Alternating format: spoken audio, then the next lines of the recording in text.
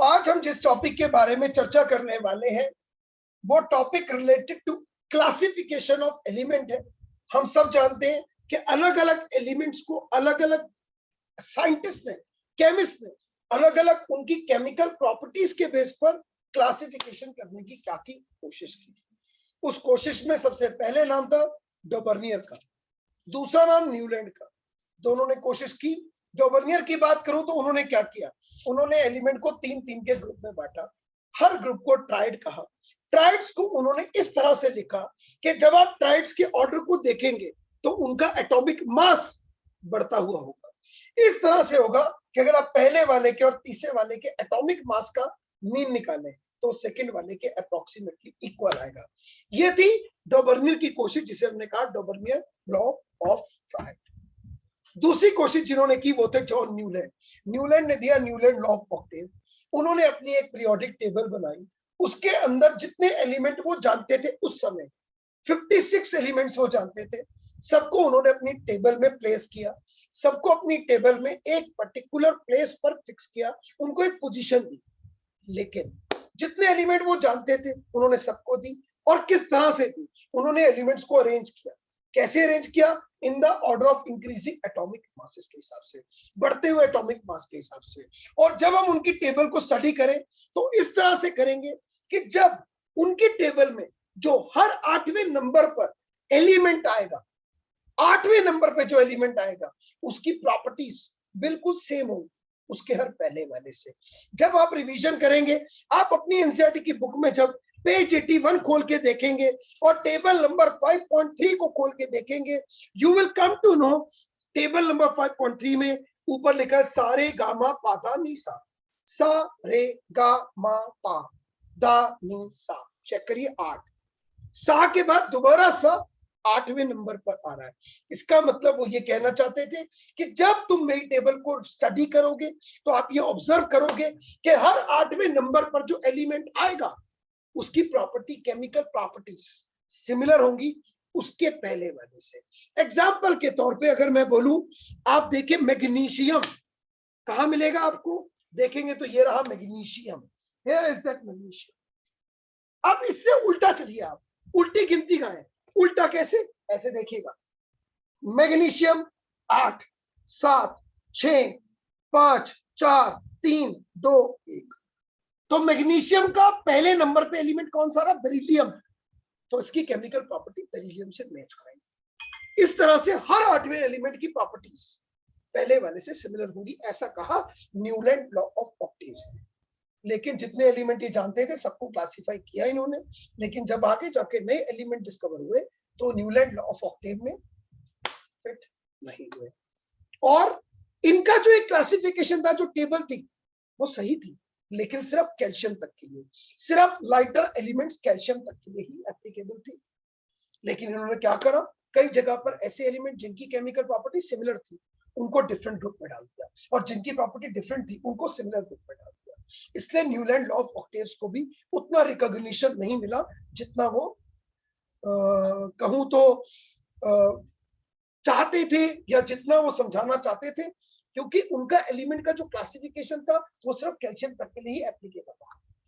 लेकिन उसके बाद जो जनाब आए वो थे साइंटिस्ट दिमित्री इवानोविच मेंडेलीव। बहुत बढ़िया इन्होंने बातें कही। क्या बातें कही वही आप चर्चा करेंगे, सुनेंगे आराम से। मेंडेलीव ने कहा ना मैं 3-3 के ट्राइड बनाऊंगा। मेंडेलीव ने कहा ना मैं सारे गामा पाधा निसा गाऊंगा। मेंडेलीव ने कहा अगर तुम्हें मेरी पीरियोडिक टेबल में किसी एलिमेंट की केमिकल प्रॉपर्टीज को समझाना है, बताना है, जानना है, तो मात्र आपको ओनली आपको सिर्फ एक चीज पता होनी चाहिए, एटॉमिक मास, या फिर कहें मास नंबर पता होना चाहिए। इसलिए इन्होंने कहा the properties of elements are, कि एलिमेंट की जो प्रॉपर्टी है आर पीरियोडिक फंक्शन, वो पीरियोडिकली डिपेंड करती है ऑफ द एटॉमिक मास, वो एटॉमिक मास पर डिपेंड करती है।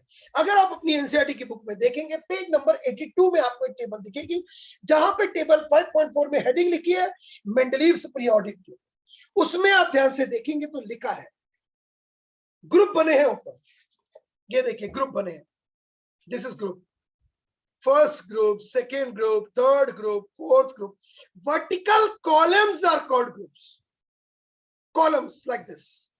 Columns को group कहा गया. और देखिए कुछ horizontal rows भी है. Horizontal rows को कहते हैं period. तो उन्होंने अपनी टेबल में क्या किया? Vertical columns called groups and horizontal rows called period. Period कहा. तो columns थे और periods थे. उन्होंने अपनी टेबल में क्या बनाए? कॉलम्स और पीरियड. अगर गिनूं तो आप चेक कर सकते हैं 8 ग्रुप्स है, 8 ग्रुप्स है. और देखें ध्यान से तो 6 पीरियड्स है. सृष्टि जी 6 पीरियड्स है. तो इस तरह से उन्होंने अपनी पीरियोडिक टेबल बनाई और क्या कहा कि the properties of the elements are periodic function of their atomic mass. सबने पूछा कि आप ये टेबल किस बेस पे बना रहे हैं? अब सुनिएगा आराम से. आखिर मेंडलीव ने अपनी पीरियोडिक टेबल को किस बेस पे तैयार किया? 2 बेस पे. पहला बेस सबसे इंपॉर्टेंट, इन्होंने क्या चेक किया? हर एलिमेंट का एटॉमिक मास चेक किया और एलिमेंट को बढ़ते हुए एटॉमिक मास में अरेंज किया. विश्वास नहीं है? चेक कर सकते हैं आप. ये देखिए, सबसे पहले आपको हाइड्रोजन दिखेगा जिसका एटॉमिक मास है 1.008, जिसे हम 1 लेते हैं. उसके बाद देखिए नीचे देखेंगे आप लिथियम, बेरिलियम, बोरॉन. जैसे जैसे आप आगे बढ़ेंगे वैसे वैसे एटॉमिक मास इंक्रीजिंग ऑर्डर में होगा, बढ़ता चला जाएगा. एटॉमिक मास बढ़ता जाएगा. तो उन्होंने सबसे पहले काम यही किया कि एटॉमिक मास बढ़ते हुए एलिमेंट्स का उन्होंने अरेंज किया, एलिमेंट्स को बढ़ते हुए एटॉमिक मास में. तो पहली प्रॉपर्टी पेपर में क्वेश्चन आएगा, what are the criterions used by the Mendeleev for making his periodic table? The first answer is fundamental property atomic mass. Second, जबरदस्त आंसर, इन्होंने क्या किया? इन्होंने हर एलिमेंट की केमिकल प्रॉपर्टी को खुद चेक किया. वाओ, इन्होंने हर एलिमेंट की केमिकल प्रॉपर्टीज को खुद चेक किया. कैसे किया? मन में आ रहा होगा. इन्होंने क्या किया? एलिमेंट लिया, हर एलिमेंट का रिएक्शन कराया 2 एलिमेंट से. हर एलिमेंट को लेके रिएक्शन कराया 2 एलिमेंट से. कौन से 2 एलिमेंट से? ऐसे एलिमेंट जो नेचर में बहुत रिएक्टिव है, ऐसे एलिमेंट जो हर एलिमेंट के एटम उस एलिमेंट के साथ कंबाइन होके कंपाउंड्स बनाते हैं. अब आप कहेंगे कि 2 एलिमेंट ऐसे कौन कौन से हैं? तो answer is hydrogen and oxygen. Paper में आएगा कि name the 2 elements selected by Mendeleev for identifying the chemical properties of elements. So 2 elements are hydrogen and oxygen. Paper में आएगा why selected 2 elements hydrogen and oxygen itself? There are 2 reasons. 2 reason की वजह से इन्होंने इन्हीं elements को चुना, इन्हीं वजह से चुना. क्या थे 2 रीजन? पहला, हाइड्रोजन ऑक्सीजन नेचर में बहुत ही अबंडेंट क्वांटिटी में अवेलेबल है. दूसरा, ये दोनों हाइड्रोजन ऑक्सीजन हर एलिमेंट के साथ केमिकली कंबाइन होके कंपाउंड्स बनाते हैं. अगर एक एलिमेंट है एक्स, वो हाइड्रोजन से कंबाइन होकर बनाएगा हाइड्राइड. और अगर एक एलिमेंट ऑक्सीजन उससे एक्स कंबाइन होगा तो बनाएगा ऑक्साइड्स. तो हर एलिमेंट हाइड्रोजन ऑक्सीजन से रिएक्ट होकर बनाता है कंपाउंड. इसीलिए उन्होंने 2 एलिमेंट को चुना. इसका फायदा क्या हुआ? ऑब्वियस है, जब एक एलिमेंट मान लो है एक्स और एक हाइड्रोजन तो मिलेगा तो क्या बनाएगा? Hydride. Aluminium hydride, sodium hydride, सबके हाइड्राइड्स बनेंगे. लेकिन सब हाइड्राइड्स की केमिकल फॉर्मूलाज सेम नहीं होंगे. सब हाइड्राइड्स की केमिकल फॉर्मूला सेम नहीं होंगे. जिन हाइड्राइड्स के केमिकल फॉर्मूला सेम बनेंगे उन्हें एक ग्रुप में रखा जाएगा. जिन हाइड्राइड्स के केमिकल फॉर्मूला अलग बनेंगे उन्हें अलग ग्रुप में रखा जाएगा. What I am trying to say, just NCERT की बुक देखते हैं और ये कॉलम चेक करते हैं. यहां पे लिखा है oxide hydride. You can see लिखा है ऑक्साइड हाइड्राइड, नीचे हाइड्राइड लिखा है. चेक करिए, पहले ग्रुप में लिखा है RH, लिखा है पहले ग्रुप में RH. What do you mean by RH? RH का मतलब है, R कौन है? एलिमेंट. H कौन है? हाइड्राइड. जितने भी केमिकल एलिमेंट्स हैं जिनका फॉर्मूला RH रहा उनको फर्स्ट ग्रुप में रखा. चलिए सेकंड ग्रुप में देखिए, हाइड्राइड का फॉर्मूला लिखा है RH2, यानी कि जितने भी केमिकल एलिमेंट्स थे जिनका हाइड्राइड का फॉर्मूला बना RH2. चेक करिए, इसी में दिखेगा आपको. सेकंड ग्रुप में दिखेगा मैग्नीशियम, दिख रहा है Mg, दिख रहा है. यानी कि हाइड्राइड मैग्नीशियम का कैसे बनेगा? MgH2. जिनका भी केमिकल फॉर्मूला RH2 रहा उन्हें सेकंड ग्रुप में रखा. थर्ड ग्रुप में आ जाइए. जितने एलिमेंट्स का हाइड्राइड का फॉर्मूला था RH3 उन्हें थर्ड ग्रुप में रखा. अगला RH4, फोर्थ ग्रुप में रखा। अगला RH3 फिफ्थ ग्रुप में रखा। अगला RH2 सेकंड ग्रुप में रखा। सिमिलरली हम आगे बढ़ते गए और हमने चेक किया कि जिन हाइड्राइड्स की केमिकल फॉर्मूला सेम थे उन्हें सिमिलर ग्रुप में रखा गया। ऐसी एलिमेंट का रिएक्शन किससे कराया? ऑक्सीजन से। ऑक्सीजन से क्या बना? ऑक्साइड। और पहले ग्रुप में देखिए कौन से ऑक्साइड्स रखे? RO, R2O, यानी कि जिनके ऑक्साइड का फॉर्मूला है R2O, उनको फर्स्ट ग्रुप में रखा। पेपर में क्वेश्चन क्या आया सुनिएगा, कंसेप्चुअल क्वेश्चन आया। पेपर में क्वेश्चन आया एक एलिमेंट है जी जो फर्स्ट ग्रुप का है, फर्स्ट ग्रुप का है as per Mendeleev periodic table, लिखेंगे वहां पर उसका ऑक्साइड का केमिकल फॉर्मूला क्या होगा।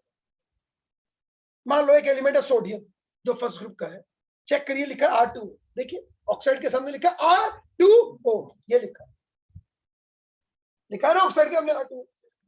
तो मान लो कोई पहले ग्रुप का एलिमेंट है सोडियम, तो R की जगह सोडियम आ जाएगा, क्योंकि R यहाँ पे राजू भैया नहीं, R एलिमेंट का नाम है जिसकी हम बात कर रहे हैं, R2O यानी कि Na2O।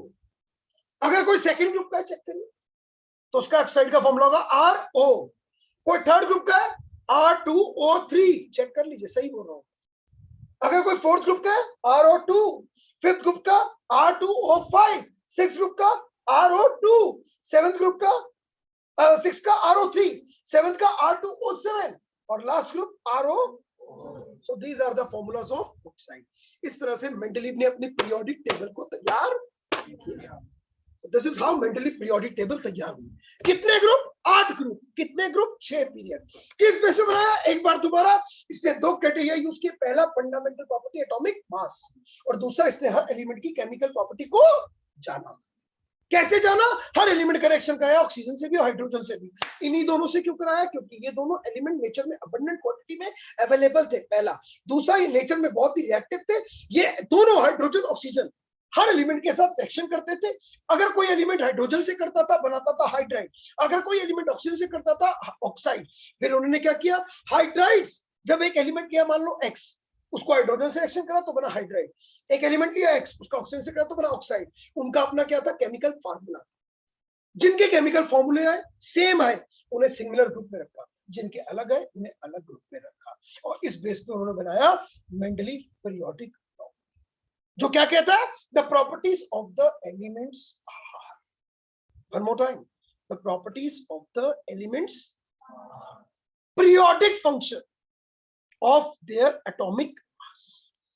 So this is Mendeleev periodic law. क्या था, कैसे बना, और मेंडलीव पीरियोडिक टेबल कैसे तैयार।